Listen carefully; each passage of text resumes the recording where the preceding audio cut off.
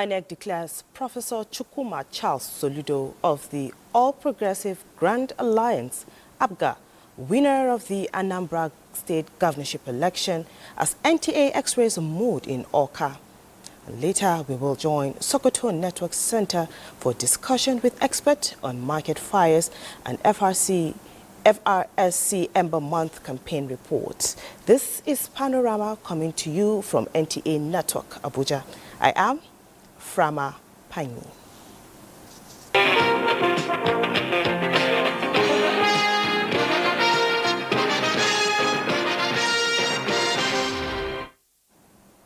We begin with the report on the just concluded election in Anambra. The Independent National Electoral Commission, INEC, has declared Professor Chukwuma Charles Soludo of the All Progressive Grand Alliance, ABGA, winner of the Anambra State governorship election, having polled a total number of 422,664 votes. The announcement follows the collation of results from the 21 local government areas of the state, marking the conclusion of the election that drew significant attention from across Nigeria. Governor Sole in the land. Bright Omorige, Senior Advocate of Nigeria, Vice Chancellor, University of Benin, hereby that I am the returning officer for the 2025 Anambra State governorship election held on the 8th day of November 2025. I also certify that the election was contested and that the winner emerged. The candidate with the highest number of votes cast and percentage have all been computed. I therefore declare that Soludo Charles Chukwuma of the APGA, I will satisfy the requirement of the law and score the highest number of votes in this election, is hereby declared the winner and returned elected. And following the landslide victory of incumbent governor of Anambra State, Professor Charles Soludo of the All Progressive Grand Alliance, ABGA, in all 21 local government areas of the state in the just concluded polls, the governor has addressed the good people of Anambra State, thanking them for showing support and confidence in his administration. Speaking shortly after the Independent National Electoral Commission, INEC, declared him winner, Professor Soludo noted that his victory places him among a very small group of governors in Anambra who have secured re-election since 1999. And again, loudly, that with this trust in partnership, we, over the next 4 years, can say loudly that we ain't seen nothing yet. We ain't seen nothing. As I promised you, we're turning on to gear 4. The Anambra spirit is different. The Anambra spirit is what unites us. Let's, in brotherhood, embrace each other, and let's move forward. I extend my hand of fellowship, and that we're prepared to work with all of you for the greater good of the Anambra. That is the only thing that drives us. That's why I applied for the job, is to be able to ensure that together, working with all of you and within the Anambra, we will leave this earth better than we met it. That's what drives us every day, and I believe that's what drove each and every one of you to apply also to serve in the Anambra. And now that the people have spoken, let's get back to work. Meanwhile, some videos from the city of Awka show the governor and some excited supporters in a celebratory mood following the re-election victory.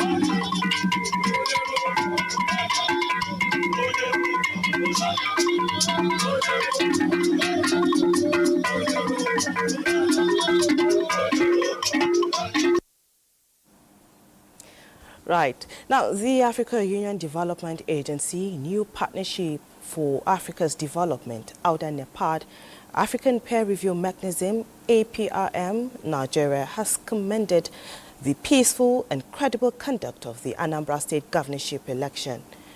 In a statement from the Situation Room of the agency, noted that INEC officials and materials arrived promptly at most polling units, while the bimodal voter accreditation system BVAS functioned effectively, boosting voter confidence.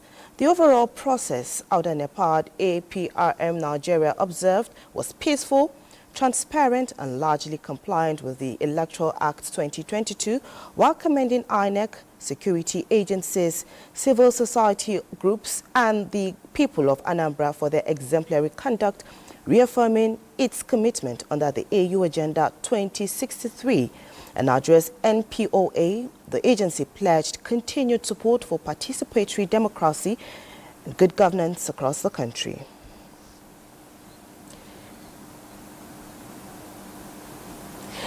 Now, still on the mood in Oka, let's join Ngozi live for more on what the people are saying about this re-election. Hello, Ngozi. Yes, it's not only Professor Charles Soludo rejoicing as the winner of the election.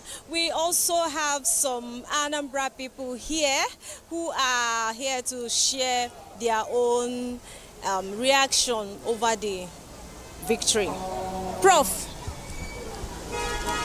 Thank you very much. As you can see, people are so happy and Anambrarians are rejoicing. Look at the environment. People are so happy and there is calm everywhere, which wouldn't have been if it went the other way. So Anambra people have spoken and it is a victory for democracy. It's a victory for the people and a reflection of the commitment of Anambrarians to promote democratization process in the country. And it is also a reward for hard work. Thank you very much. Also here to speak on his own feelings is Rapulo Chukwu. Rapulo, what's your reaction? Thank you very much. All right, my name is Rapolo and I'm very, very happy. As you can see, I'm ecstatic. I traveled all the way from Lagos to come and vote in this election because Governor Soludo has done very well. He has done incredibly well and he deserves to go for his second tenure. So this is just like a validation of what Indian Anambra has been feeling over the last 4 years. And I'm really, really happy that we came out en masse and voted him to give him a vote of confidence. And now that he has won, I expect him to consolidate on the things he has done so far. I expect him to tackle the little areas where we have insecurity, to continue on the massive infrastructural project is going on in the state. But I am truly, truly happy and I have serious belief that when he's done with his second tenure, Anambra will be better off for it. Thank you. That is it so far from this end. More people are also rejoicing. That is the situation now. And tell from your smile you're also excited. Thank you so much for bringing us that update. Now, before we join Sokoto, just to let you know that Vice President Kashim Shettima has returned to Abuja after leading Nigeria's delegation to the United Nations Climate Change Conference, that is COP30 in Belém, Brazil, where the country reaffirmed its global climate leadership and commitment to a green transition. Time to join Sadia Digi in our Sokoto Network Center for more stories on Panorama. Hello, Sadia. Us. The Kebbi State government has confirmed the safe rescue of the Deputy Speaker of the State House of Assembly, Samaila Muhammad Bagudo, who was abducted recently. The government says the operation was carried out successfully by joint security forces. In a statement issued by the Secretary to the State Government, Yakubu Balata Fida, the government expressed deep relief as the safe return of Samaila, confirming that he is in good health and receiving the necessary care and support. The government appreciated the joint security forces for their tireless efforts, professionalism and dedication, which led to the successful rescue operation. The statement also called on members of the public to remain vigilant and support the efforts of security personnel by promptly reporting suspicious activities to the authority.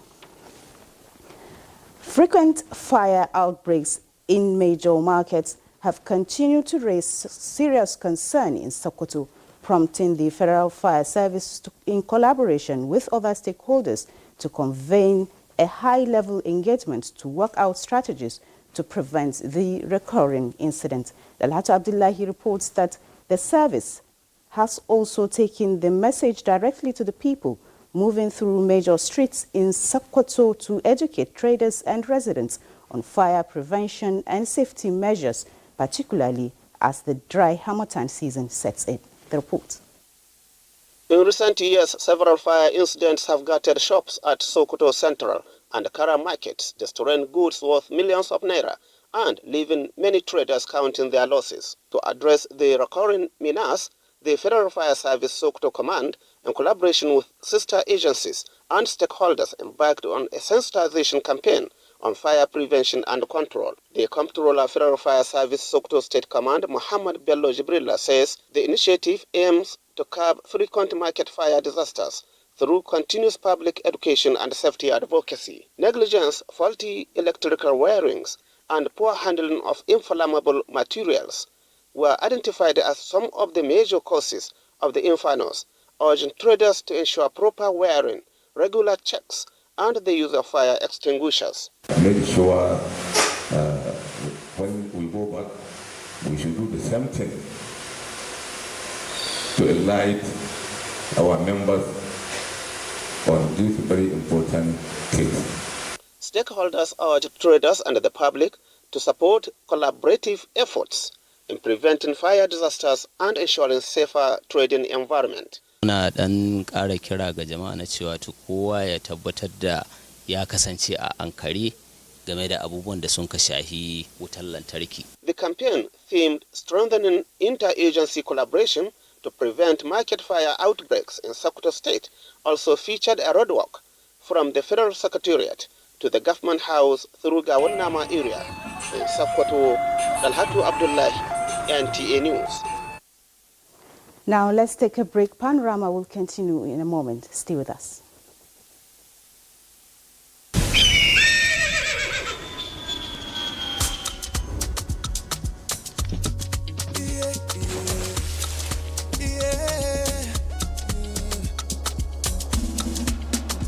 From the Atlantic across the savannah to the Sahara, we rise, a land of the free, we know they tire. We dream great, our spirit is undying. Resilient, rooted like palm tree, we sway in colors, we turn dark into light, we bet solutions, we ignite passion, yeah. Ethnicity is unique, we have more than just a nation. We are Nigeria, strengthening unity, we know they carry lives. We are Nigeria, together live the dream of a land with great destiny. We are Nigeria. I am the real Nigerian. Brought to you by the National Orientation Agency, NOA.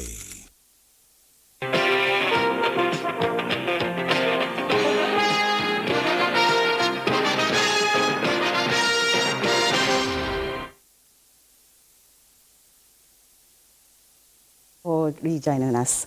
And now to our discussion segment. With me in the studio is the Assistant Controller Fire, who is also the Acting State Controller, Federal Fire Service, Sokoto State Command, Muhammad Bello Jibril. Welcome to our studio. You're welcome. So, sir, let's begin with the fundamentals. What specific incident or trend prompted the recent stakeholders meeting on frequent fire outbreaks in Sokoto? Hello, viewers. And I join officer to attend this kind of question. You need to at least go back for the history and the statistics of fire outbreak and market.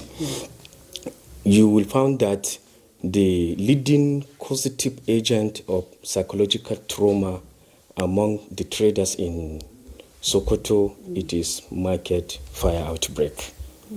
Because you will see somebody spend a decade or more than a decade depend on such business to sustain his life, his family life.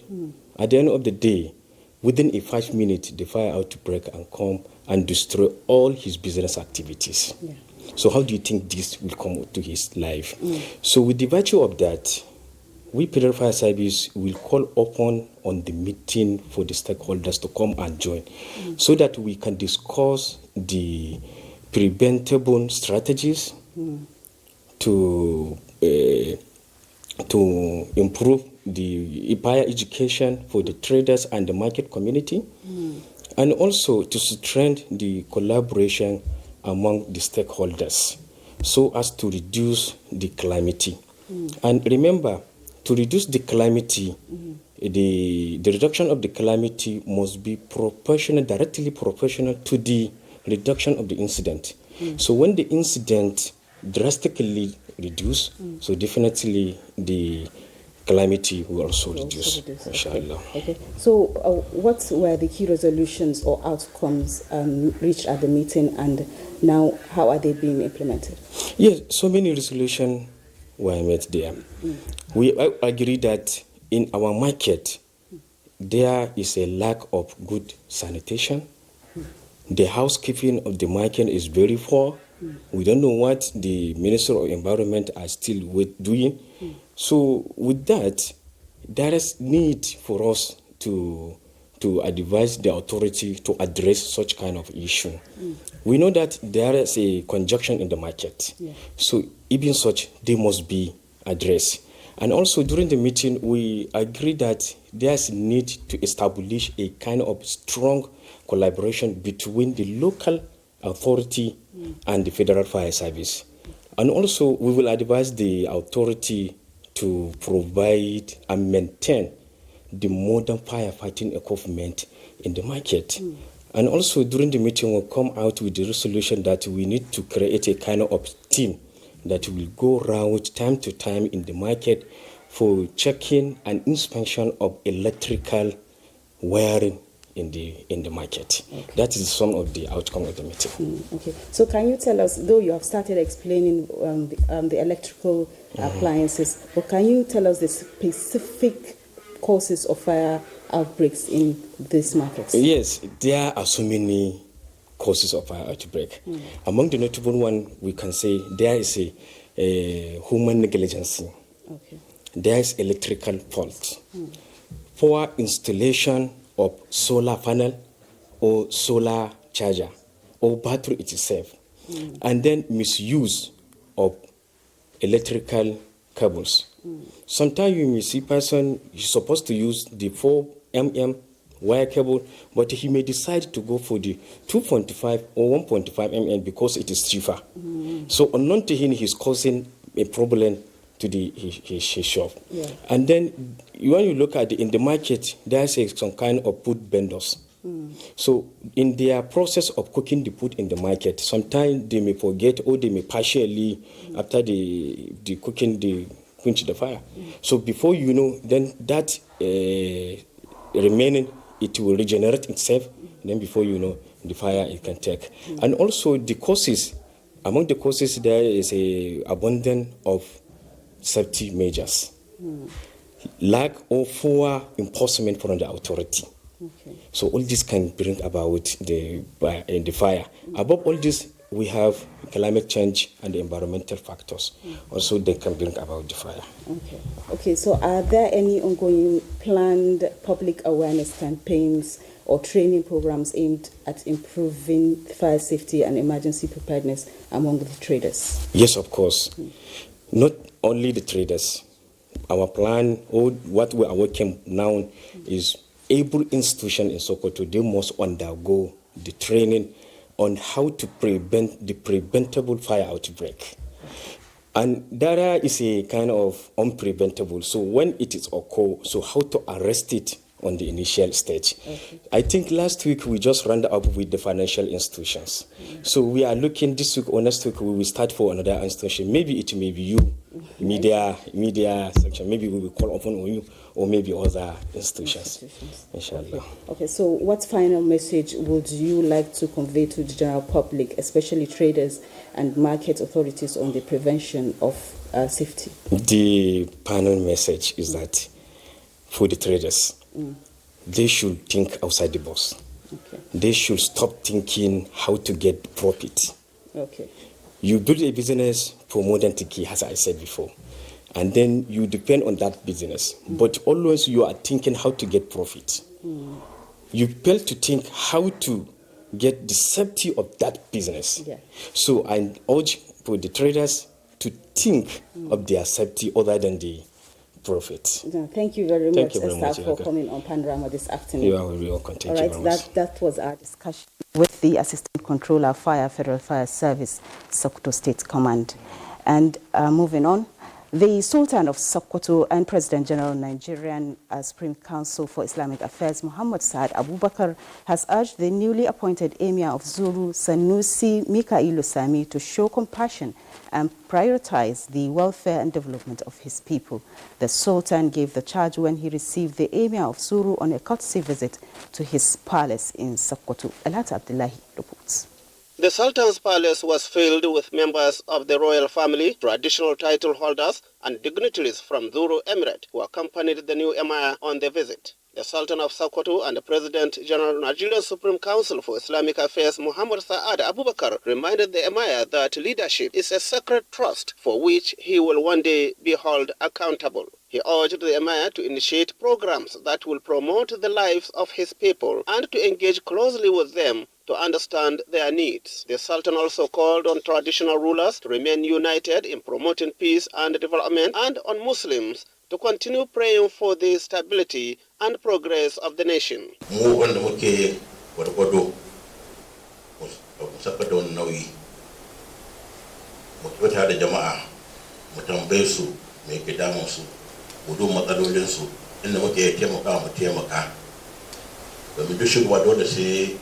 ya dube hakkin jama'a da Allah ba shugabanci a koyaushe. The new Emir of Zuru, Sanusi Mikailu Sami, expresses gratitude to the Sultan for his warm reception and fatherly guidance, and pledged to work for peace, unity, and development of the Zuru Emirate. Wani basarake da kasar arewa nan ne gidan uban shi. Mun zo ne mu sha nono mu ma a samu albarka a wannan gida. Amin.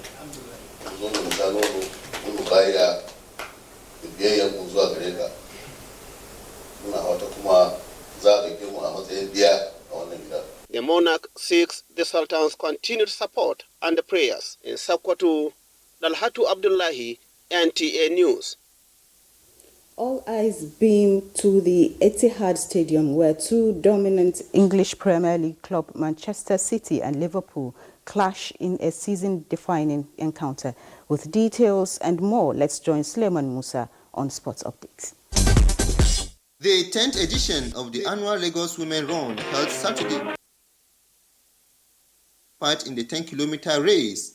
The run, which took off at the Tafawa Balewa Square as early as 7 a.m. in the morning, terminated at the Mobolaji Johnson Arena, Onikan, where Alabi Aminat Adenike made history by becoming the first Lagosian to win in a time of 39 minutes and 25.8 seconds. 2023, I have to go and give birth and come back. That let me go off for 2 years. So I started training this 2025 January, and I said I want to meet up in this Lagos Women Run. Meanwhile, a festive of nostalgic atmosphere filled the FIFA Gold project of the Moshood Abiola National Stadium in Abuja as veteran football analyst Jacob Oyekale celebrated his 50th birthday with an exhilarating novelty match. The game officially kicked off by Kayode Adeniyi, General Manager, NTA Sports 24, saw Jacob Oyekale selected friends defeat All Stars International Abuja 5-1 in an entertaining encounter that blended fun, flair, and friendship.